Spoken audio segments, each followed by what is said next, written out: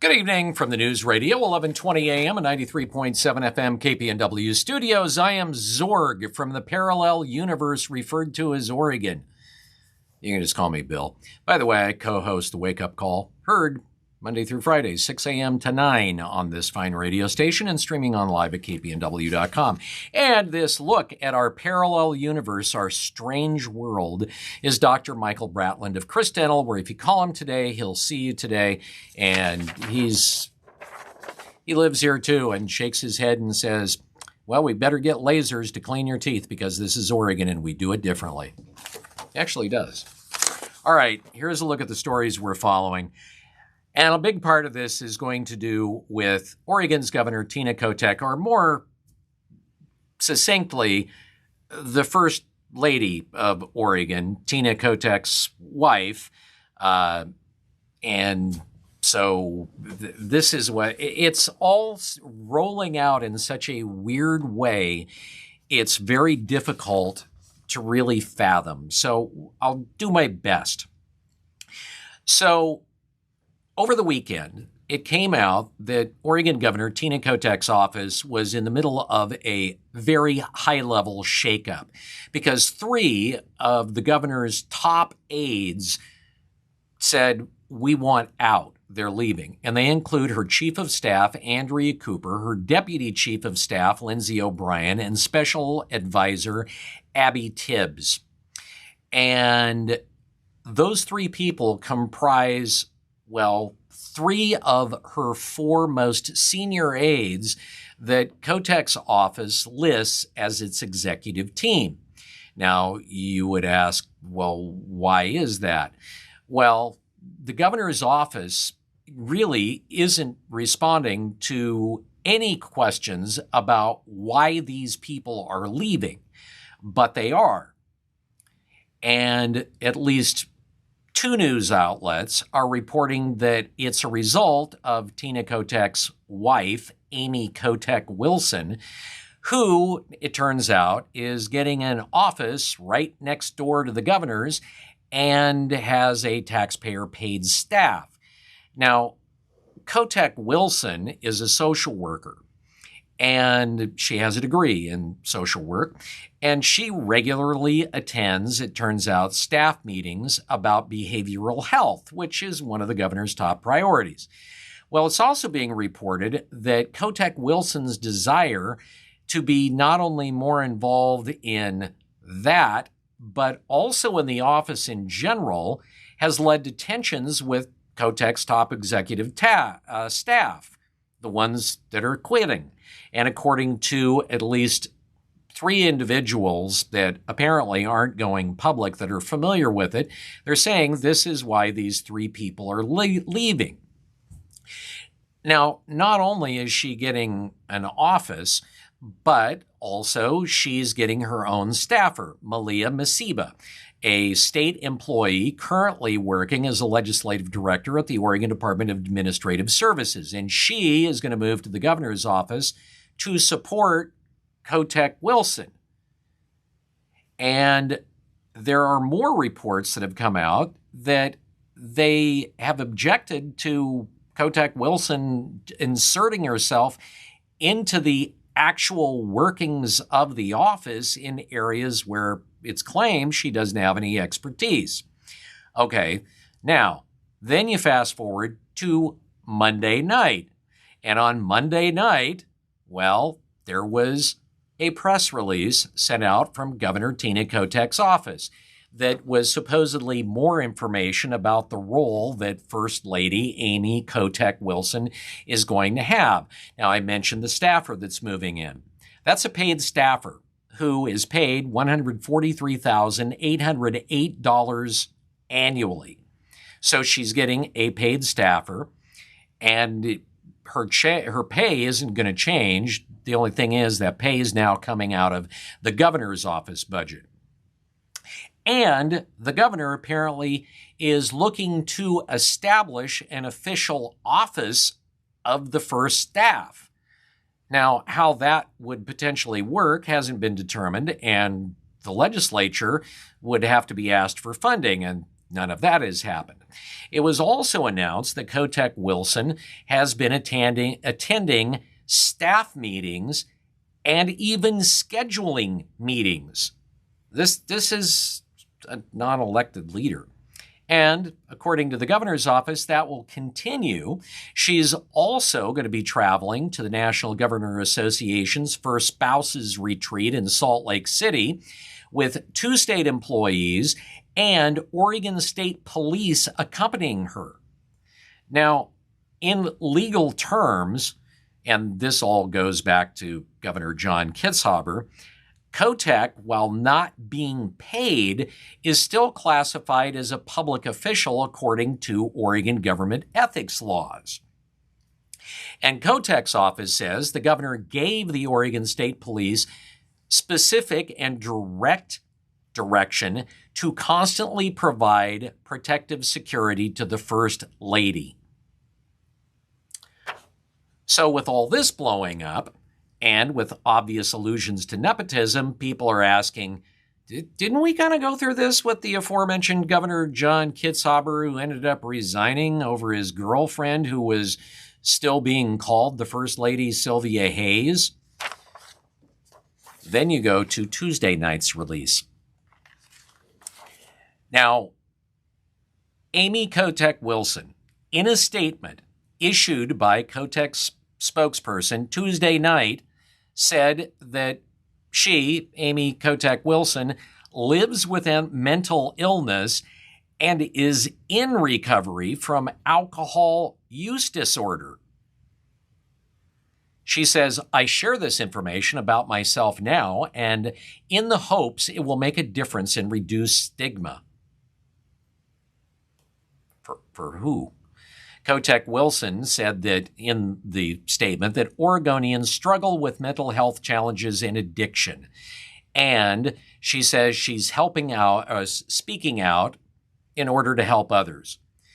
Now, she didn't specify what mental illness she lives with, but then again, it's not night right now yet. And she hasn't said and disclosed how long she's been in recovery. And that drama has stirred even more intense speculation among current and former Salem insiders, some of whom are speaking on the record and others who aren't. But the theme is mostly, WTF is Kotek thinking? Jeff Barker, a former Democratic lawmaker from Washington County, is one of those that has actually come forward to talk about it. And he says he knows Kotek. He knows her wife, that he's had them to his home. But he says he totally disagrees with the governor's decision to raise Kotek's profile at the governor's office. Now, what Barker says is, quote, I was surprised to see her doing that, trying to make her that special person, his words, and giving her an office and giving her state police detail. He said it looks too much like nepotism. Yeah. And according to the Willamette Week, an unnamed former lawmaker says of Kotek Wilson, quote, she's always been Tina's #1 advisor. Tina absolutely listens to Amy, more so than others for sure. It's the for sure that gives you pause. Now, the Oregon Government Ethics Commission said it has received a complaint related to Kotek, and ostensibly this. The commission, of course, investigates ethics violations. They've done such a fine job in the past. And they've opened a preliminary review of the complaint, according to Susan Myers, executive director of the commission. The complaint's details will remain confidential for at least 60 days, Myers said, after which the commission will vote whether to open an investigation. Will they open an investigation? Here's a little something maybe you didn't know about the Oregon Ethics Commission. All the people that are on it are appointed by the governor. And in particular, Susan Myers was appointed directly by Governor Tina Kotek after the previous head stepped down about 6 months ago. So, do you think they're going to open an investigation? The Political Magic 8 Ball says, sources say no.